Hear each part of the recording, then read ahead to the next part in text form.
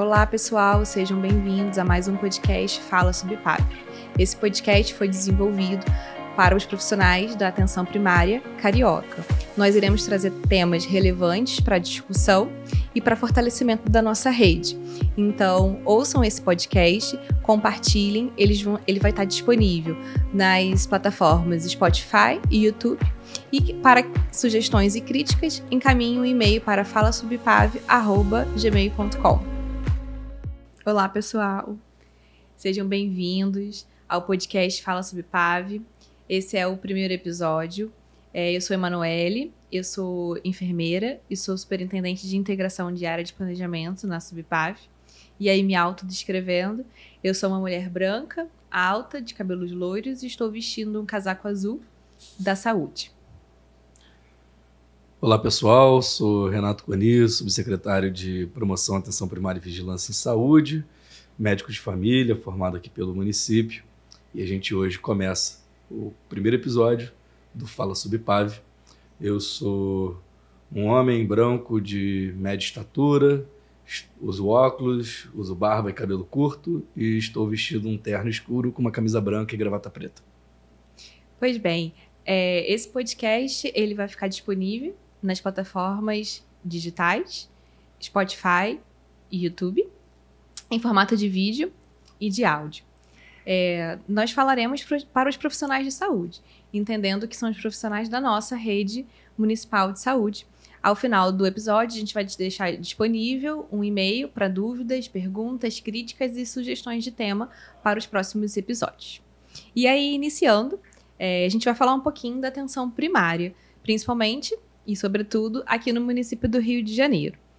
E aí, Renato, eu te pergunto, como a atenção primária se fortaleceu aqui no município, fazendo aí uma retrospectiva em relação ao seu crescimento, a sua distribuição? Fala um pouquinho pra gente.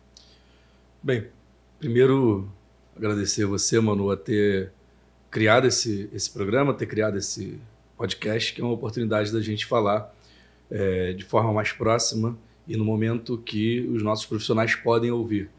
Seja no caminho para casa, seja no momento que está preparando uma refeição, ou quando estiver no seu momento de lazer, eles vão poder entender um pouco mais sobre a atenção primária, sobre a nossa subsecretaria, a Secretaria Municipal de Saúde, que é hoje no Rio de Janeiro o maior empregador em saúde no nosso município, uma secretaria que emprega mais de 70 mil pessoas e que é um grande fornecedor, um grande provedor de saúde para a população do Rio de Janeiro, atendendo na atenção primária agora 70% da população, mas se a gente pensar nas ações da vigilância em saúde, da vigilância sanitária, a gente atende a 100% da população do município do Rio de Janeiro com as nossas equipes. Mas nem sempre foi assim, né? O Rio de Janeiro é a segunda maior capital do Brasil, só perde para São Paulo. Atualmente somos 6.211.000 cariocas morando na cidade. E essa cidade foi uma cidade que já foi capital de uma colônia, capital de um império, foi capital da República Federal do Brasil até a década de 60, quando ela se muda para Brasília. Então é uma cidade que tem uma história muito, muito importante, muito robusta. É uma cidade muitíssimo importante e que, com essa história, ela carrega o ônus e bônus de ter sido capital do Brasil. E um dos ônus que a gente carregou foi uma dependência muito grande do sistema de saúde pelas instituições, pelas unidades federais, focadas em grandes hospitais, porque foi assim que a gente construiu a saúde pública brasileira. Né? Se a gente pensar desde os primeiros movimentos do Estado para prover saúde pública, a preocupação sempre foi que se juntassem pessoas e que essas pessoas custeassem a construção de grandes hospitais, e esses grandes hospitais atenderiam essa categoria de trabalhadores, essa classe de pessoas.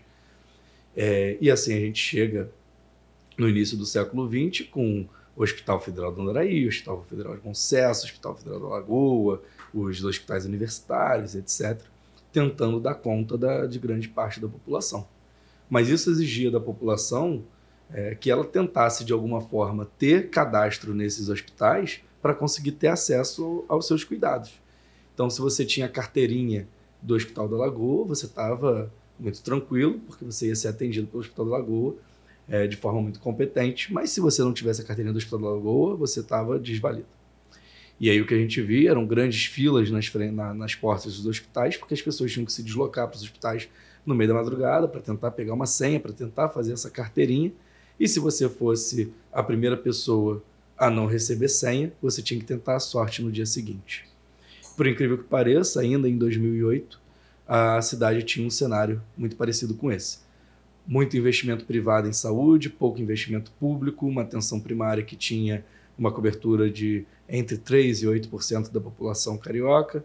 Então, ninguém conseguia fazer preventivo, pré-natal, cuidados ao diabetes, à hipertensão, à tuberculose, em uma atenção primária organizada.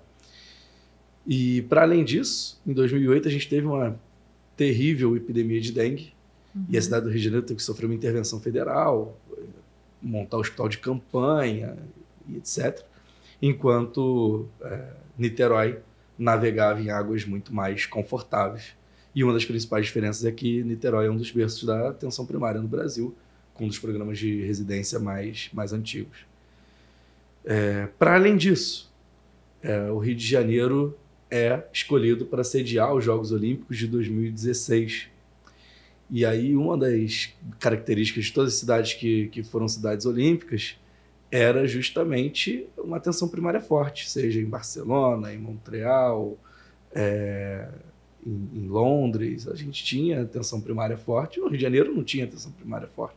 Então, esse caldeirão formou uma tempestade perfeita para que o prefeito Eduardo Paes, de uma forma muito ousada e muito inovadora, atendesse a demanda da equipe de saúde, na época o secretário era o Range, e Daniel era subsecretário de atenção primária, e que a gente começasse em 2009 uma verdadeira revolução nos cuidados de saúde da população no município do Rio de Janeiro, com forte investimento na atenção primária.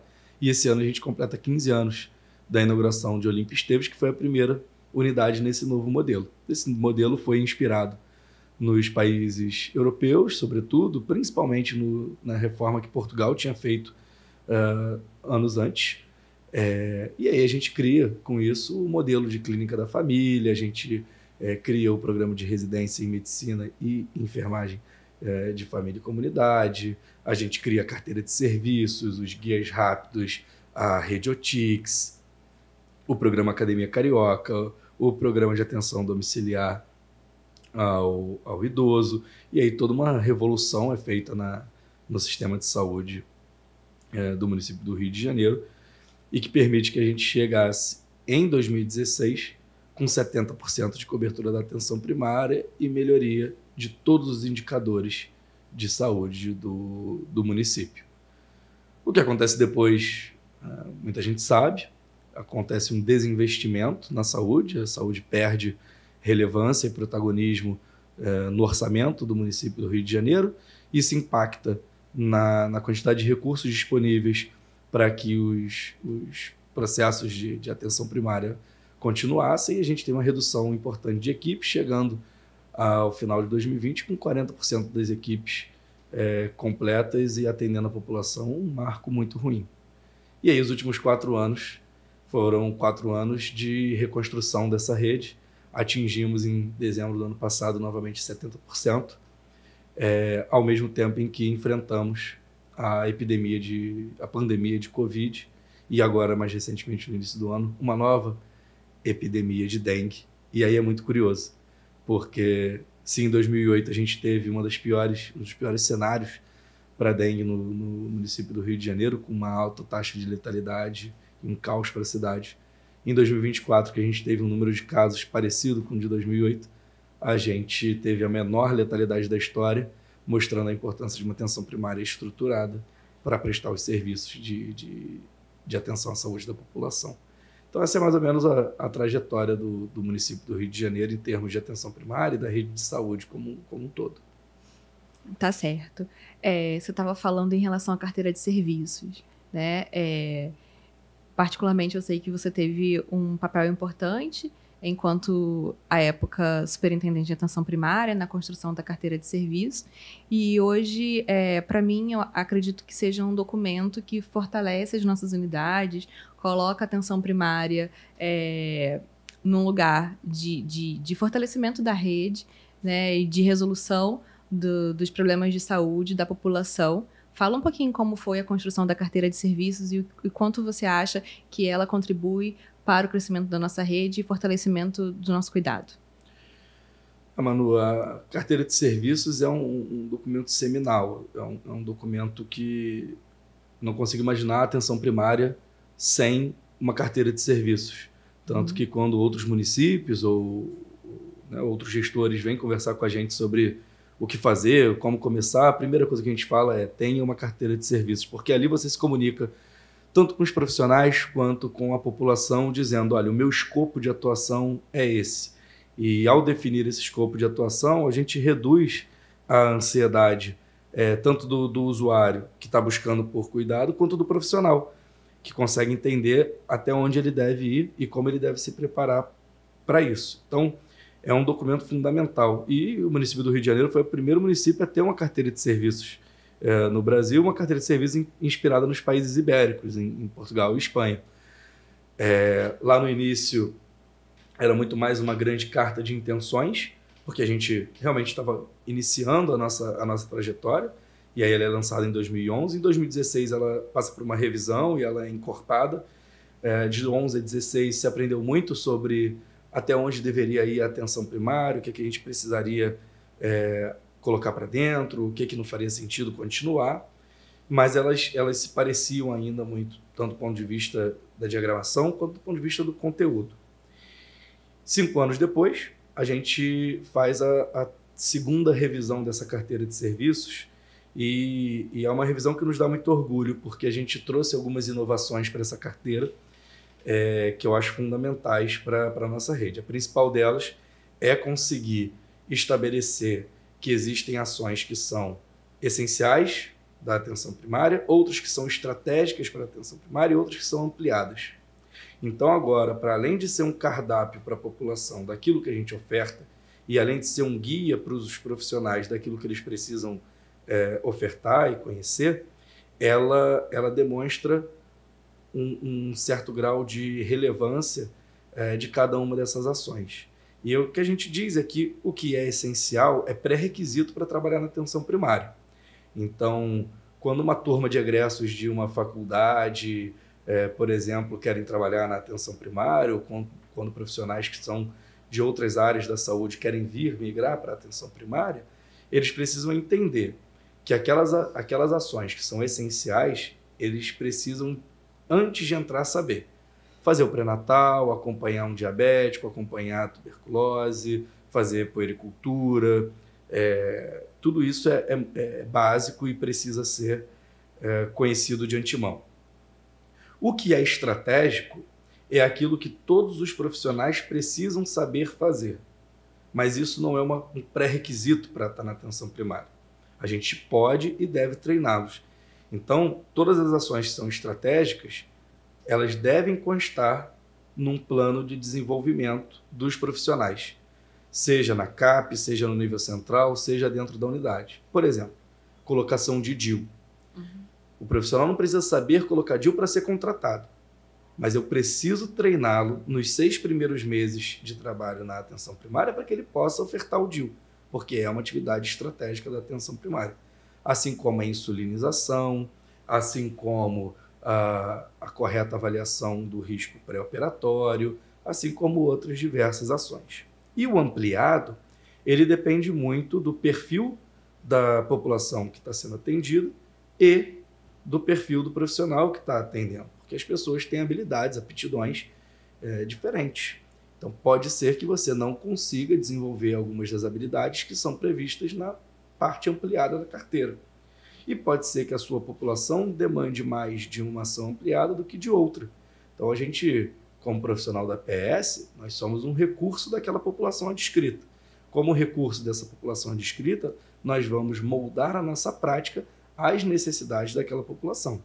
O que é essencial e estratégico é para todos, porque a gente não consegue conceber uma equipe que não tenha demanda por DIU, ou por cantoplastia, ou por insulinização de um diabético. Mas a realização de Chantal, ou a realização de agulhamento a seco, ou o manejo de doenças, de questões de saúde mental avançadas, isso vai depender muito da habilidade do profissional e do perfil da população que ele atende. Mas certamente a carteira de serviços é um documento indispensável para a atenção primária. Bem, eu estava ouvindo você falar, né? E aí eu não pude deixar de me ver em relação a toda essa série histórica, né? Eu entrei na rede em 2010, e aí, como você falou de Olímpia Esteves, que foi a primeira clínica da família, eu estava na inauguração e participei de uma equipe da primeira clínica da família da A52, que é a clínica da família José de Paula Lopes Pontes, e antes disso eu era da equipe do Pax. Mas aí eu não estou falando, né, sobre mim, né? Eu estou falando sobre o pertencimento. A gente, enquanto profissional, e acredito que existam muitos profissionais que fizeram essa reflexão em relação a essa discussão, a gente tem um pertencimento importante, a gente fez parte dessa história, faz parte da nossa carreira, da nossa construção enquanto profissional e principalmente enquanto pessoa. Conta um pouquinho sobre a sua trajetória, o quanto você ficou na rede em relação ao atendimento das equipes, sobre a sua residência até os dias de hoje. Não, com prazer, mas eu sempre que ouço da tua trajetória na rede, eu fico muito, muito animado. Você, assim como o Gislaine, nossa superintendente de vigilância, vieram da 52 e entraram no Pax, né? Antes de termos uma estratégia de saúde da família estabelecida aqui no Rio de Janeiro, tentando, da melhor forma possível, levar atenção à saúde, levar cuidados primários para a população, em geral, a população mais vulnerável do Rio. Então, é muito bacana ver que vocês experimentaram e viveram todas as fases da atenção primária no Rio, quando o vento estava batendo nas velas e a gente expandindo, mas também quando estivemos em turbulência você disse, né, não é sobre mim, é sobre todos nós, né? Essa rede, ela não é composta por concreto, vidro, cabos e energia elétrica. Essa rede é feita por pessoas. E a biografia dessas pessoas, a biografia de cada um de nós é que constrói essa rede. É bem bacana quando eu ouço de vocês essa biografia e o quanto que a biografia de vocês, quanto que a história de vida profissional e pessoal de vocês está intrincada com essa atenção primária. Assim como os dos nossos colegas, né? Por exemplo, a Denise, que tem uma trajetória muito maior, né, que a minha, e assim, eu tenho um imenso respeito aos profissionais que vieram antes, né? Porque através desses profissionais a gente conseguiu construir o nosso caminho. É isso, né? A gente hoje tem o prazer de ter Denise Jardim como superintendente de promoção, mas que já passou por diversas outras posições, tanto de gestão quanto de assistência, e é a decana dos superintendentes, é quem traz a maior experiência. A Larissa, que foi médica de tantas APs, fosse na ponta, fosse como RT, preceptora. Então, assim, a gente tem um time que é muito experiente e a gente ainda conseguiu agregar mais pessoas, né? Beth Dorigueto, que tanto se dedicou à construção dessa rede, Betina, que hoje trabalha com a gente na SVS, que foi subsecretária e que construiu essa rede com o Daniel, com o Zé Carlos Prado Júnior, com Vitória Veloso. Então, assim, como eu disse, não é o concreto e o cabo elétrico e o vidro que constrói essa rede, são essas pessoas, né? E eu entrei nessa rede em 2015, então, assim, eu apesar de ter nascido no Rio, cresci em Minas Gerais, em Juiz de Fora, me formei em Juiz de Fora, e, curiosamente, eu não tive disciplinas de medicina de família durante a minha graduação. O meu principal contato com a atenção primária foi no estágio de atenção primária, que foi a primeira vez que eu me senti realmente útil dentro da medicina. E aí, quando eu me formei, eu tinha que tomar uma decisão do que fazer, e eu vim para o Rio de Janeiro, lembrando que o melhor estágio que eu tinha feito foi na atenção primária. E aí, me candidatei a uma vaga na atenção primária, fui trabalhar no Catete, onde Rosângela, hoje coordenadora da P21, era diretora, que me recebeu de braços abertos. E eu trabalhei no Catete por 1 ano. Atendia, na época, a técnica de enfermagem e a enfermeira da minha equipe estavam de licença maternidade. Então, era eu e 6 ACS, então, inclusive, que continuam trabalhando na rede. Vou mandar um abraço para todos eles, para Paula, para Manuel, para Cris, que são pessoas fantásticas que ajudaram bastante na minha formação como médico de família naquele primeiro ano. Então, assim, saudade de trabalhar no Catete. E lá eu descobri a residência de medicina de família, que eu não conhecia. Decidi que ia fazer a residência no município e fui fazer a residência na Rocinha, que sempre foi uma unidade que era muito reconhecida por ser uma boa formadora de médicos de família. A gente tinha um grupo ali de desbravadores da atenção primária carioca, uma galera que veio do Rio Grande do Sul, formada principalmente no Conceição, e que topou vir para o Rio de Janeiro para fazer parte dessa revolução. E aí o Michael Duncan foi meu preceptor, a quem eu devo muito do que eu consegui trazer de atenção primária de medicina de família para minha carreira, porque foi um excelente preceptor. Fiquei lá 2 anos na Rocinha, depois fui para a P3.3, assim que me formei, e trabalhei como RT de CAP na 3.3. Na época nós tínhamos 32 unidades na P3.3 e aproximadamente 8 médicos de família. Era muito trabalho de formação, de RH, de recursos humanos, de qualificação da rede, junto de uma qualificação do sistema de regulação, enfim, naquele período tão conturbado, entre 2018 e 2019, que eu estive ali. E em 2020 eu fui para a coordenação do programa de residência, que tinha sido um objetivo que eu tinha traçado, que eu gosto muito da parte de docência, de treinamento de recursos humanos. Fiquei lá durante 1 ano.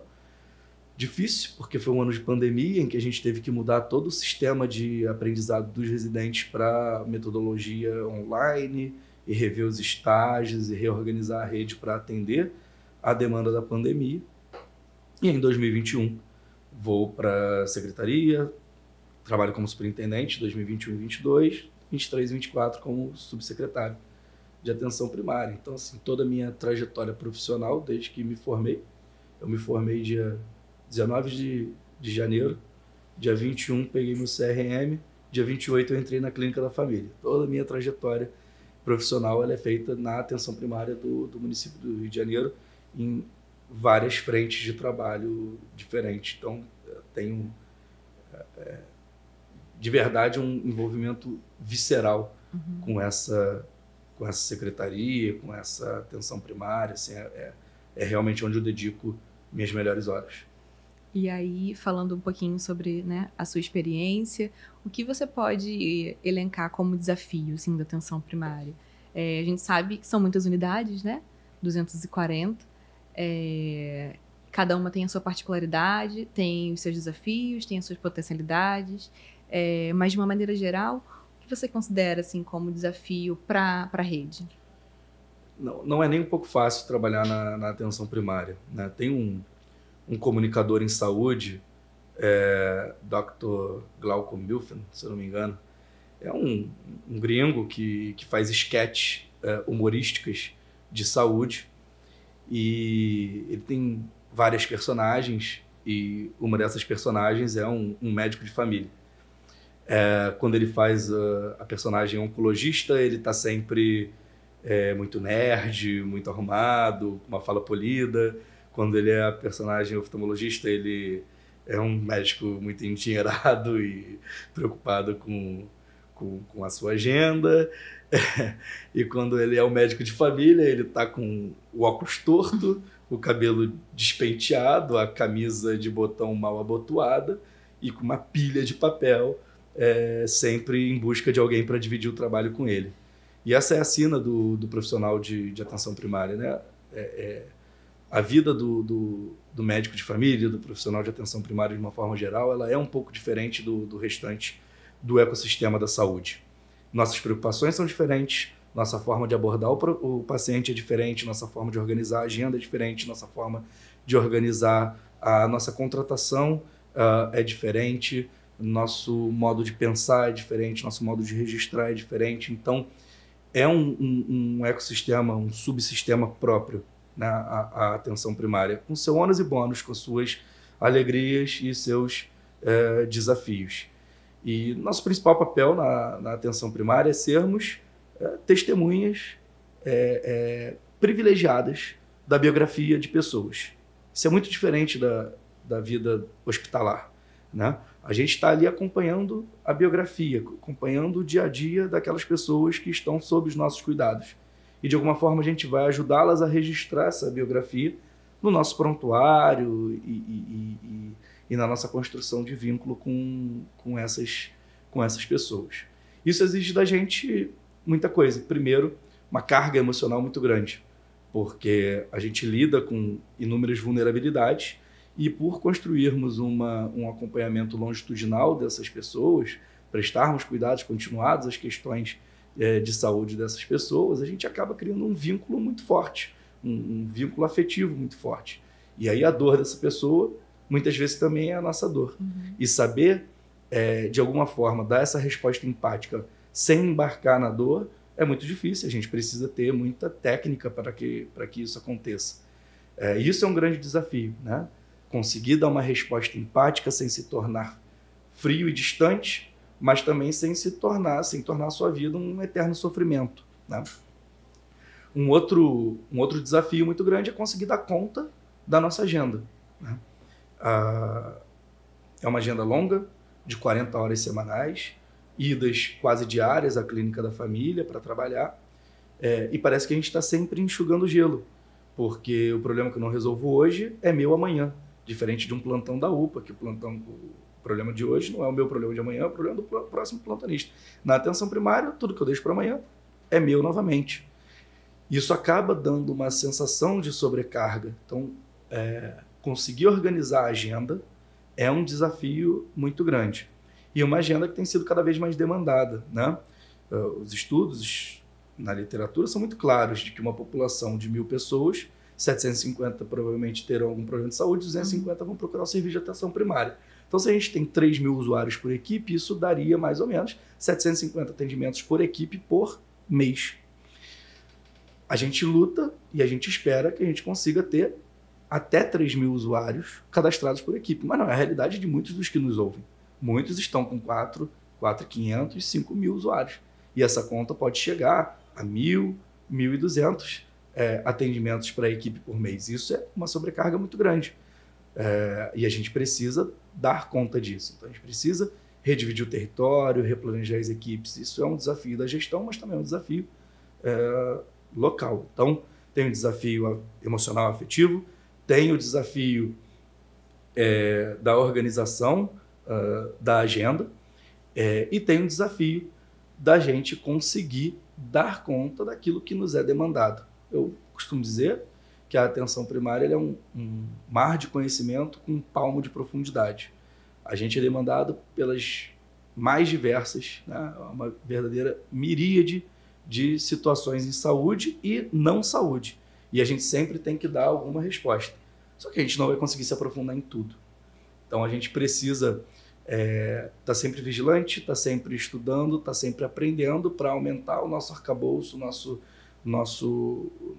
estofo de conhecimentos de solução de problemas, mas a gente também precisa contar com uma rede que funcione. Então, esse para mim é um quarto desafio, como se manter atualizado e como se manter um profissional competente dentro das competências e habilidades esperadas. E, por fim, o desafio da quantidade de burocracia, da quantidade de papel, da quantidade de sistemas que a gente tem que usar. É um caos quando a gente tem que lidar com sistemas de notificação, sistema de regulação, sistema de vigilância do laboratorial e prontuário eletrônico, e tudo isso na nossa mão. É muito difícil. Então a gente fica assustado, a gente fica desmotivado de trabalhar e de fazer. E isso é um desafio no mundo inteiro. A gente vai precisar, de alguma forma, superar isso. A gente precisa, cada vez mais, integrar os sistemas, criar interoperabilidade, criar ferramentas que reduzam essa carga de burocracia das equipes, porque isso é o problema da APS no mundo, né? Então, acho que esses são os grandes desafios hoje da atenção primária. Do ponto de vista da gestão, o maior desafio é dar conta de uma rede tão grande, garantindo os recursos adequados para essa rede, né? Porque é uma demanda muito grande, é uma carga muito grande para o erário municipal. Felizmente, o prefeito, nesses 4 anos, mostrou muita dedicação à saúde, mas é um desafio grande da gente conseguir fazer tudo isso e sempre trazer um sistema de provimento de saúde, um modelo de gestão em saúde que esteja adequado para as demandas da população. Então, aqui no Rio a gente opta pelo modelo de cogestão com as organizações sociais, mas é um modelo que precisa evoluir e ele está em constante evolução, seja do monitoramento dos indicadores, seja nas novas formas de gerenciar recursos humanos, etc. Bem, nesses últimos 4 anos, né, nós vimos aí a retomada dos investimentos para a atenção primária, o aumento do número de equipes, reformas de unidade. A gente viu a atenção primária no protagonismo da pandemia, né, principalmente em relação à vacinação, mas também em relação aos atendimentos. A gente viu o sucesso que tivemos em relação à epidemia de dengue desse ano, né, agindo com rapidez e oportunamente para diminuir e não chegar, né, no número de óbitos. Vejo também, né, um protagonismo da equipe de enfermagem na inserção de DIU, prescrição de PrEP e outros fortalecimentos, assim como todos os profissionais da equipe, né, um destaque para os farmacêuticos, para a equipe EMUT, para os agentes comunitários, técnicos de enfermagem, enfim, toda a equipe que compõe uma unidade, não esquecendo de falar sobre o protagonismo do gerente, né, que eu fui gerente por muito tempo, mais inclusive do que o tempo que eu estou lá na secretaria, e aí vejo, né, a necessidade do investimento nesse ator, mas eu também consigo ver o crescimento e o amadurecimento dos gestores da nossa rede. E o que esperar nos próximos anos em relação à atenção primária? Essa é uma pergunta ótima, Manu. Você fez uma retomada aí que, ouvindo, eu fico bastante orgulhoso, de verdade, daquilo que a gente fez nesses 4 anos, né? Conseguir ter feito o curso de atualização do gerente foi um ganho muito grande, e isso fica muito claro no Accountability, né? O quanto que o Accountability melhorou ao longo desses anos, e a gente vai entrar em Accountability daqui a pouco mais de um mês, e eu tenho certeza que a gente vai coroar esse 4º ano de gestão com uma Accountability muito legal, porque os nossos gerentes realmente amadureceram muito nesse processo, muito nesse caminho que a gente percorreu. Fico bastante orgulhoso desse curso. Quando a gente fala sobre os enfermeiros, eu me lembro do quanto que a gente investiu na autonomia do enfermeiro, na solicitação de exame, na prescrição de medicamentos, na inserção do DIU, e hoje os enfermeiros inserem mais DIU do que os médicos no município do Rio de Janeiro. Então isso é um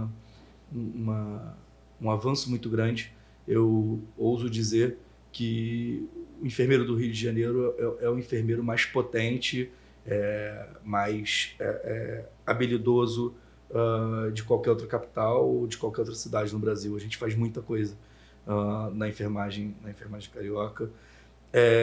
Nós tivemos avanços com a odonto, nossos indicadores melhoraram muito com a odontologia, ampliamos muito o acesso, e os nossos médicos que mostraram muita habilidade para conseguir enfrentar a pandemia, enfrentar a dengue, têm participado dos treinamentos, têm melhorado a regulação, então a gente conseguiu melhorar a rede.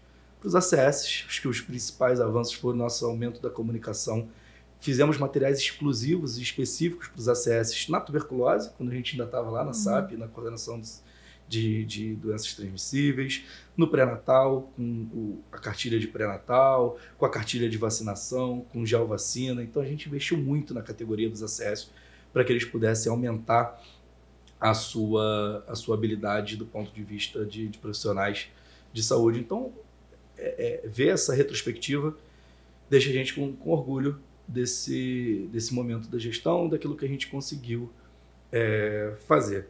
Mas né, a gente sabe que está longe do ideal, está longe do perfeito. E ainda bem, né, que a utopia ela mora no horizonte. Né? A gente tem que continuar caminhando.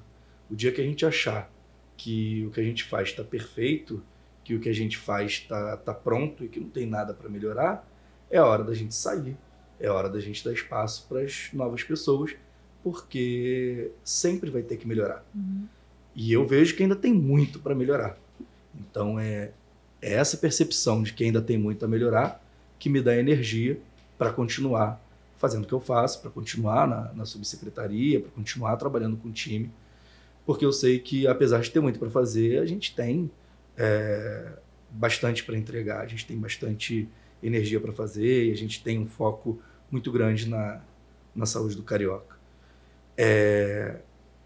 Os principais desafios para os próximos anos, no meu entendimento, são justamente superar ou corrigir ou criar as ferramentas para resolver os problemas que a gente elencou poucos minutos atrás. Né? Então, se a agenda hoje é um desafio para os profissionais, é a gente entregar ferramentas para o melhor manejo da agenda.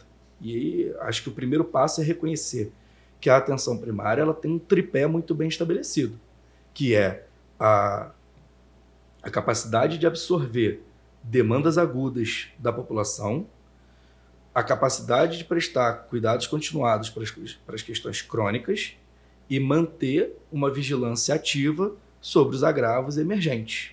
Esse é o tripé da atenção primária que precisa ficar claro para todos os profissionais que queiram e que gostam e que trabalham na atenção primária. Quando a gente se exime de um desses tripés, a gente não está fazendo uma atenção primária competente. Então, se eu, como profissional de saúde, não abro a minha agenda para livre demanda, eu não estou fazendo atenção primária plena. Porque muitas pessoas vão acordar com dor, vão acordar com problemas gastrointestinais, vão acordar com preocupações, vão acordar com alguma doença e elas precisam ser vistas hoje, sim. Porque elas vão perder o dia de trabalho, porque elas precisam proteger a família, porque elas precisam de acesso ao alívio da dor.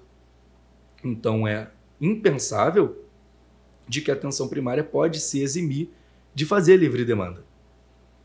Mas também não é só a livre demanda.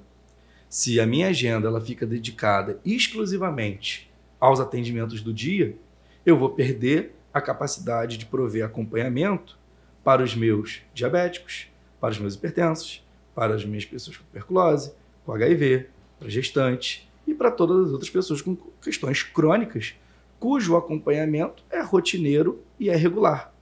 Então, eu não consigo abrir minha agenda para essas pessoas, para os cuidados continuados, eu não consigo planejar o cuidado, e aí eu vou ficar enxugando gelo e apagando incêndio.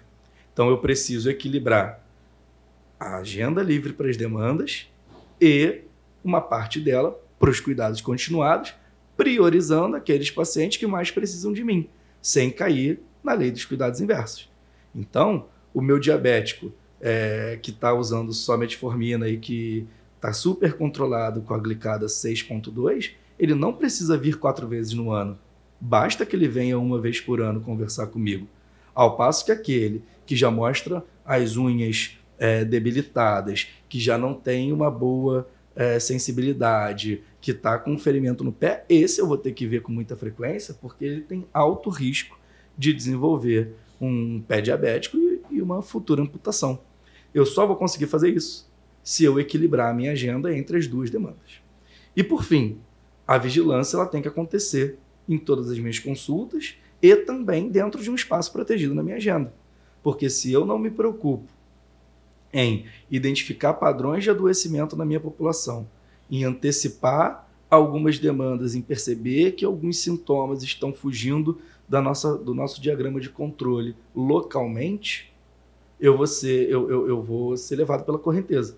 E aí eu só vou perceber que alguma coisa está acontecendo quando o caos já foi instalado de alguma forma e quando as minhas ações de mitigação vão ser muito, muito atrasadas. Então, ter esse olhar vigilante, tanto dos agravos que aparecem, né? Se choveu e eu estou tendo casos de febre que podem ser leptospirose, ou se crianças começaram a aparecer com uma conjuntivite ou com diarreia, etc. Ou se os casos de violência conflagrada no nosso município estão aumentando o sofrimento mental da minha população, eu tenho que manter esse olhar vigilante para poder dar respostas adequadas para aquela população que está sob minha responsabilidade. Então, reconhecer esse tripé, para mim, é fundamental agora para que a gente construa a APS do futuro. E o que eu vejo na APS do futuro é, a partir desse tripé, a gente aumentar a inteligência da máquina, a inteligência do sistema, para que a gente gaste e dedique cada vez menos tempo para as burocracias. Então, radicalizar a integração e a interoperabilidade dos sistemas, para que, num único sistema, eu consiga fazer vigilância, regulação e atenção, assistência e saúde. Então, isso é fundamental. A gente precisa integrar os sistemas e garantir que tudo vai ser mais fácil e que eu não vou ter que caminhar com 3, 4, 5 abas abertas no meu computador para poder fazer a vigilância. Para fazer o cuidado do paciente. A gente precisa avançar na educação on-time dos nossos profissionais. Então, isso é segurança do paciente radical. A gente precisa garantir que o nosso ambiente na atenção primária é um ambiente seguro, tanto quanto o pessoal da UTI, tanto quanto o pessoal da CCIH, com as suas preocupações sobre as infecções hospitalares, etc. A gente precisa trazer isso para dentro da atenção primária e reconhecer quais são os riscos para os pacientes, quais são os riscos dentro da nossa unidade e trabalhar esses riscos. E uma das formas de a gente fazer isso é levando o conhecimento para dentro do prontuário e quando uma prescrição é feita de forma equivocada ou quando um exame é preenchido e está fora de um parâmetro esperado, que a máquina nos diga, preste atenção, porque esse paciente aqui está em maior risco. Então, a gente precisa avançar nesse quesito. E a gente precisa avançar muito no equilíbrio das equipes. A gente ainda não vai conseguir chegar no nível de Portugal, que tem 1.800, está brigando por 1.200 pacientes por equipe, mas a gente precisa caminhar para que as equipes fiquem mais equilibradas na quantidade de usuários por equipe de saúde da família. Então, isso é fundamental e é assim que eu vejo a atenção primária daqui a 10 anos. Uma atenção primária mais informatizada, mais ágil, mais segura e com uma sobrecarga equilibrada ou reduzida, na verdade, de demandas. É um grande desafio. Enfim, bem, só conseguimos alcançar, né, tudo isso que nós discutimos pela nossa rede, pelos profissionais, cada um fazendo a sua parte, cada um ali construindo essa rede. Eu não poderia de falar dos coordenadores de área, né, o quanto eles fazem pelo distrito sanitário, que eles são responsáveis, e por todos os profissionais da CAP, né, que estão ali fortalecendo a atenção primária daquela área.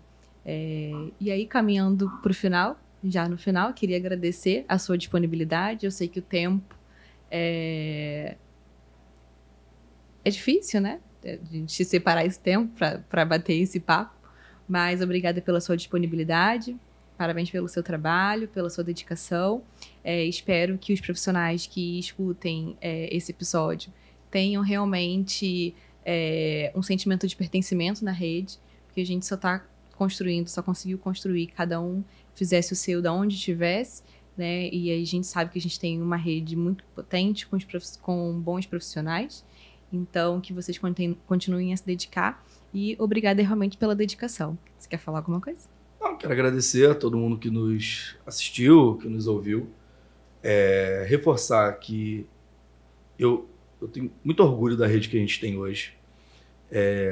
E desde 2021 a gente trouxe esse mantra para a atenção primária de que a gente queria recuperar o orgulho do carioca em relação à sua atenção primária, que isso só ia acontecer se as pessoas reconhecessem o acolhimento e a resolutividade da nossa rede, e aí eles passariam a defender e a gente transcenderia essa política pública. E eu acredito que a gente está no caminho certo. O carioca hoje volta a ter orgulho da clínica da família, volta a ter orgulho da atenção primária que o atende, fruto do trabalho de cada um de nós. Nós no nível central, como você disse, os coordenadores de área, os diretores de DAPs, de DVS, de DICA, de RH, os gerentes de unidade, o pessoal que apoia, os farmacêuticos, os profissionais de educação física, os profissionais das equipes multidisciplinares e, principalmente, nossas equipes de saúde bucal e as nossas equipes de saúde da família. O orgulho do carioca, ele vem do trabalho de cada um de nós. Nós, no nível central, estamos lá, com dedicação exclusiva e integral a essa secretaria. Na CAP, nossos coordenadores, nossos diretores de DAPs, de DVS, de DICA, de RH. E nas unidades, nossos gerentes, os farmacêuticos, os profissionais de educação física, os profissionais da equipe multidisciplinar, os profissionais das equipes de saúde bucal e, principalmente, com todo carinho, nossos profissionais da estratégia de saúde da família. Nossos médicos de família e comunidade, enfermeiros de família e comunidade, técnicos de enfermagem e agentes comunitários de saúde, que são a cara dessa rede. Então, esse é o time que conseguiu recuperar o orgulho do carioca. Esse é o time que conseguiu mostrar que a atenção primária é importante, é relevante e precisa continuar sendo protagonista, pautando, ordenando a rede, porque a gente tem capilaridade e capacidade de fazer isso, de ser acolhedor e de ser resolutivo. Então, agradeço, para finalizar, cada um desses profissionais que compõem essa rede. É uma rede muito bacana. E peço a todos que mantenham a esperança, mantenham a expectativa lá em cima, mantenham esse nível de dedicação e contem pra gente, contem com a gente, porque enquanto a gente estiver na gestão, a gente vai manter esse diálogo aberto, a gente vai manter os ouvidos atentos, a gente vai manter um olhar vigilante. Nos procurem, tragam o que precisa melhorar, porque a gente vai trabalhar para isso. Tá certo. Obrigada a todos. Até o próximo episódio.